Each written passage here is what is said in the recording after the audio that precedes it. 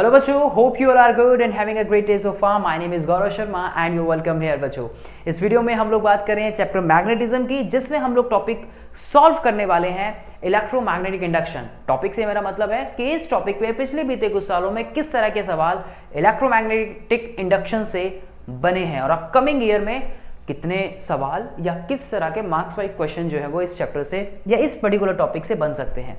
तो चलिए without any wasting of time शुरुआत करते हैं बच्चों अपने इस वीडियो की। तो चलिए देखते हैं पहला सवाल क्या है इस टॉपिक पे, जो कि 2 मार्क्स में पूछा गया है। 2016 में ये सवाल पूछा गया है। सवाल है write any one method to induce current in a coil. कोई एक मेथड बताना है हमें जो कि इंड्यूस करे करंट को कॉइल के अंदर। आपने एक एक्टिविटी भी इससे रिलेटेड पढ़ी होगी अपनी एनसीईआरटी में। By keeping the magnet in a fixed position and moving the coil towards and away from the magnet. तो जब आप उसकी पोजीशन को चेंज करते रहेंगे राइट, तो ऐसे में क्या होगा, इंड्यूस करंट को हम कॉइल में बना सकते हैं। दोबारा देखो, by keeping the magnet fix position, magnet को आपने फिक्स पोजीशन पे रखा and moving the coil toward and away from the magnet, ऐसा भी कर सकते हैं आप। और दूसरी आपने एक्टिविटी पढ़ी, आपने देखा होगा कि किस तरह से आप मैग्नेट को भी कॉइल के अंदर बाहर जो है वो लेके जाते हैं। ये चीज भी आपने देखी ना उसमें। तो ये कुछ मेथड्स हैं जिनके थ्रू हम इस को करंट को इंड्यूस कर सकते हैं। आपने देखा होगा कि जिसमें आपने एक सिंगल कॉइल वाला एक्सपेरिमेंट पढ़ा होगा, अपनी एनसीईआरटी में एक एक्टिविटी देखी होगी जब आप ईएमआई का कॉन्सेप्ट पढ़ते हैं। दूसरा आपने एक और देखा होगा कि जब आप कॉइल 1 और कॉइल 2 को प्लेस करते हैं तब कॉइल 2 में किस तरह से इंड्यूस करंट जो है वो डेवलप होता है। वो चीज समझ आई ना। तो यही है कुछ कॉन्सेप्ट, यहां पर भी कुछ इस तरह से भी हम इसको कर सकते हैं, ध्यान रखिएगा। देखते हैं किस तरह के 3 मार्क्स वाले क्वेश्चन जो हैं वो इस कॉन्सेप्ट से पूछे गए हैं। पहला सवाल जो है यहाँ पे हमारे पास 2020 में जो पूछा गया है, 2 कॉइल से। आप देखते हैं कि एनसीईआरटी में भी आप इस फिगर को देखते हैं ना, आपने एनसीईआरटी में भी इस एक्टिविटी को किया है राइट। तो 2 कॉइल से insulated copper wire are bound over a non conducting cylinder as shown in this figure. The coil 1 has a comparatively suppose large number of turns, here we have, and state your observation when key is closed. क्या होगा जब की closed होगी, क्या होगा जब की opened होगी, और आपको रीजन भी इसमें बताना है।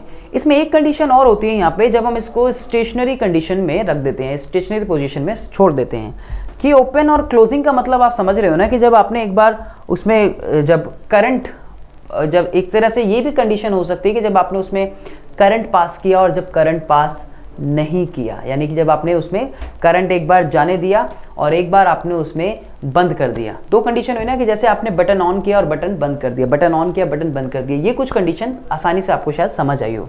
यही कुछ चीज इसमें बताई गई है।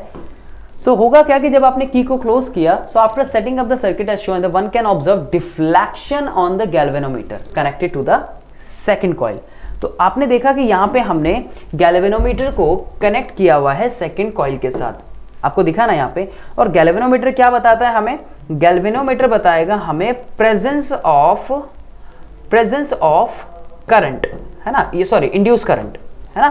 तो ये बताएगा हमें प्रेजेंस ऑफ इंड्यूस्ड करंट के बारे में, ठीक है जी। तो यही चीज हमें यहाँ पर देखनी है। So this is because a potential difference and the current is induced in coil 2 as there is a change in the current. तो करंट जब चेंज हो रहा है तो वहां पे इंड्यूस जो करंट है वहां पे डेवलप होगा। सिंपल सी आपको इसमें बात यहाँ पे ये ध्यान रखनी है। So when the magnetic field change in the coil 1, so the magnetic field lines around the coil 2 also change. This is called induce a current in a coil 2. तो कॉइल 2 में क्या हुआ, यहाँ पे इंड्यूस करंट हुआ। ऐसी में अगर हम इसको स्टेशनरी पोजीशन में रख दें तो शायद ऐसा हमें देखने को ना मिले, जो हमें ये एक्टिविटी कहती भी है। दूसरी कंडीशन में व्हेन की इज ओपन, जब हमने की को ओपन किया, so after closing it for some time it can be observe that the galvanometer show deflection again, but इस टाइम यहाँ पे ये जो कैसी डायरेक्शन में होगी, उसके ऑपोजिट डायरेक्शन में हमें देखने को मिलेगी। ये की पॉइंट आपको बच्चों याद रखना, और उस एक्टिविटी में वहां पे आप लिख लीजिएगा। अगर आपने अभी तक उसकी प्रैक्टिस नहीं की एनसीईआरटी में, तो उसमें वहां पे ये चीज लिख लेना, ठीक है ना।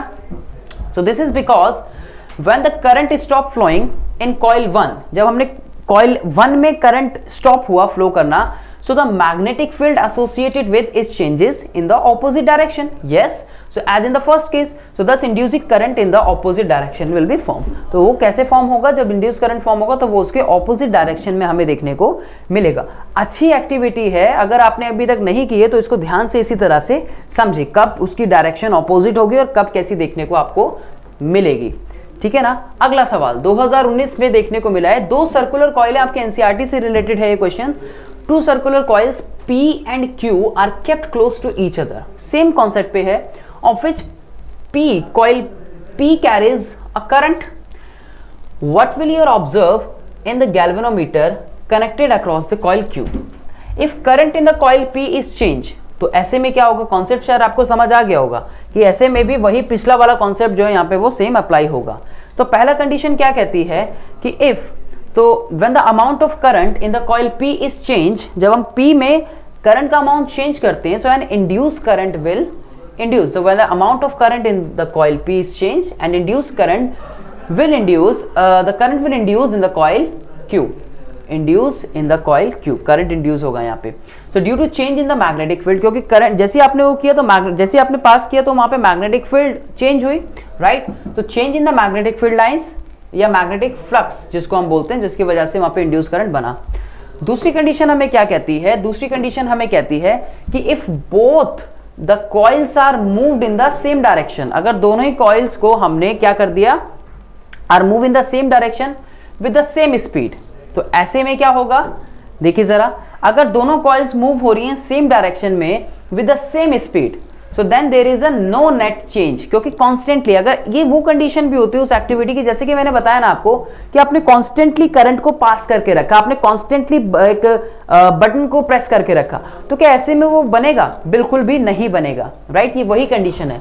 सो both the coils are moved in the same direction with same speed, no, then there is a no net change, क्योंकि ये मैग्नेटिक फील्ड जब चेंज होती है, जब मैग्नेटिक फ्लक्स चेंज होता है, ये सिर्फ तभी बनता है, ध्यान रखिएगा, जब मैग्नेटिक फ्लक्स चेंज हो रहा है या जब मैग्नेटिक फील्ड चेंज हो रही है, तभी इंड्यूस करंट जो है वो बन रहा है। अगर आप कॉन्स्टेंटली या उसको आप सेम स्पीड के साथ पास कर रहे हैं तो वो इंड्यूस करंट वहां पे नहीं बन रहा, जब मैग्नेटिक फील्ड चेंज हो रही है तब वो बन रहा है, ध्यान रखिएगा, ठीक है। ये की पॉइंट है इसको। तो hence there will be no deflection in the case in the galvanometer. तो जब मैग्नेटिक फील्ड चेंज होती हुई दिख रही है तभी गैल्वेनोमीटर में डिफ्लेक्शन हमें देखने को मिल रही है। आई होप को आपको ये चीज समझ आई हो। इन अ फेराडेज एक्सपेरिमेंट, अब आप ये नाम तो आप नहीं पढ़ते शायद, है ना, बहुत रेयर आपने सुना होगा, तो है, हालांकि ये वही उसी से रिलेटेड इलेक्ट्रोमैग्नेटिक इंडक्शन के फिनोमेना से रिलेटेड है। In a Faraday experiment, if instead of moving we the magnetic towards coil, we move the coil towards the magnet, will there be any induced current? क्या बनेगा? Justify your answer, compare the two cases. In a Faraday's experiment, is instead of moving the magnet towards the coil, we move the coil towards the magnet. अगर हम opposite कर दें कि हम एक तरफ क्या कर रहे हैं, magnet towards the coil, we move the coil towards the magnet. अगर हम ऐसा कर दें coil towards the magnets, will there be any induced current? ये पूछ रहे हैं यहाँ पे, क्या ऐसा होगा? बिल्कुल होगा। करी है ना आपने एक्टिविटी, देखी है ना आपने बच्चों, एनसीईआरटी में देखा है ना आपने ये चीज, बिल्कुल देखिए। Yes, so this will be an induce current in both the cases that there is a change in the number of magnetic field line.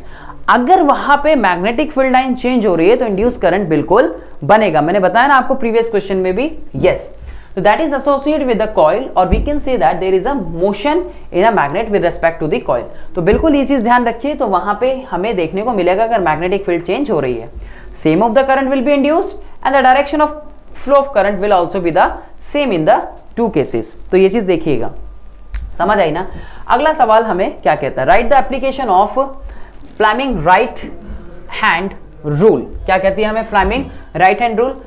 देखिए जरा, Fleming right hand rule is used to find the direction of induce current. तो application क्या है उसकी कि जहां पे हम उसको यूज करते हैं इंड्यूस करंट की डायरेक्शन को फाइंड आउट करने के लिए, ठीक है जी।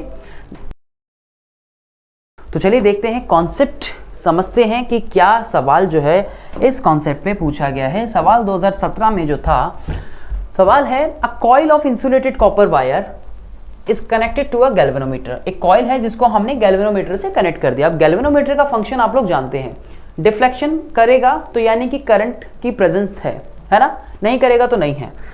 With the help of a label diagram, state what would be seen if a bar magnet with its south pole toward one face of this coil. अपनी activity NCERT में अपनी पढ़ी है, जिसमें आप ये चीज देखते हैं कि जब हम कॉइल को इंसर्ट करते हैं और आउट करते हैं तो क्या हमें देखने को मिलते हैं changes. Yes, you got it. क्या हो रहा है यहाँ पे? What would be seen if a bar magnet with its south pole towards one face of this coil is moved quickly toward it, moved quickly away from it, placed near its one face. पहले ए part को solve करते हैं. ये चीज तो आपने देखी होगी ना कि यहाँ पे हमने गैल्वेनोमीटर को लगा दिया और ये आपने फिगर इस तरह से देखी होगी कि जब हम इसको लेके जा रहे हैं inside this. So if a coil is insulated wire, तो here we have a coil which is insulated wire. Coil हो गई यहाँ पे insulated wire connected to a galvanometer. Yes, this is connected with a galvanometer. And a bar magnet here we have with south pole is moved toward one face of the coil. Then given situation is shown figure. So move, अगर हम इसको quickly move करते हैं toward the coil, a current is induced in anti-clockwise direction.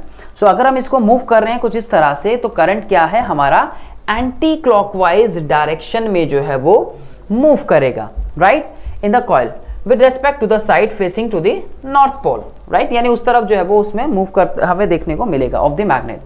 And the needle of the galvanometer will deflect in one direction from zero position. तो वो एक direction में हमें देखने को मिलेगा, राइट. सो अगर हम मूव कर रहे हैं quickly towards the coil, coil की तरफ हम मूव कर रहे हैं, तो current is induced in anti clockwise direction. इधर जा रहा है तो करंट ऑपोजिट डायरेक्शन में जो है एंटी क्लॉकवाइज डायरेक्शन में जो है वो मूव कर रहा है. ये चीज समझ आई ना. अगली बात, moved quickly away from the coil. अब हम क्या कर रहे हैं, इसको कॉइल से अवे लेके जा रहे हैं, राइट, दूर लेके जा रहे हैं, बाहर की तरफ लेके जा रहे हैं. सो अब करंट इज इंड्यूस अगेन. अब कैसे होगा, लेकिन अब वो क्लॉकवाइज डायरेक्शन में होगा in the coil with respect to the side facing the north pole of the magnet. Opposite direction में बस आपको ये देखना है कि जिधर वो जा रही है उसके ऑपोजिट डायरेक्शन में होगा हमेशा से. So that is the north pole of the magnet and the needle of the galvanometer will deflect in the opposite direction from it. तो needle जो है आपकी opposite direction में जो है उसके needle भी जो है वो move करेगी, ध्यान रखिएगा. हमने क्या किया, उसको प्लेस कर दिया नियर इट्स वन फेस. जब हमने एक जगह उसको स्टेशनरी, कुछ ऐसा बोल सकते हैं कि हमने उसको एक पोजीशन पे रख दिया. सो ऐसी कंडीशन में no deflection of needle of galvanometer is observe. Galvanometer जब हम उसको किसी स्टेशनरी पोजीशन में रख रहे हैं या एक जगह फिक्स कर रहे हैं, तो ऐसे में गैल्वेनोमीटर कोई भी डिफ्लेक्शन जो है वो शो नहीं करता. ये एक्टिविटी आपने देखी होगी, तो ऐसे में नहीं शो करेगा. तो ये एक्टिविटी आपने देखी है ना अपनी एनसीईआरटी में बच्चों, ये वही सेम एक्टिविटी है. अगला पार्ट जो इजी है, अगला पार्ट जो आपको इसमें पूछा गया है वो क्या है यहाँ पे, वो है ये, name the phenomena involved in this above cases and state the Fleming right hand rule. Phenomena आप जानते हैं इलेक्ट्रोमैग्नेटिक इंडक्शन के बारे में बात हो रही है. कौन सा phenomena? That is the electromagnetic induction. ठीक है जी.